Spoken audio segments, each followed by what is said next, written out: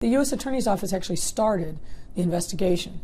Soon after the murder in October of 14, by I think early December, a grand jury had been assembled to investigate what happened.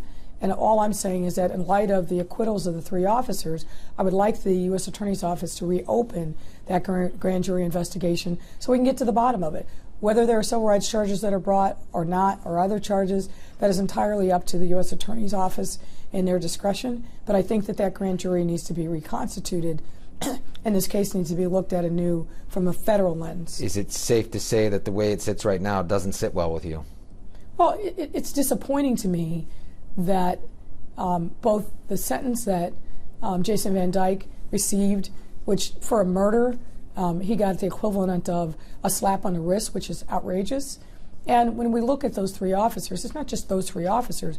There are a lot of officers and supervisors that were involved in decisions about not necessarily the shooting itself, but the aftermath and how that was going to be recorded and memorialized.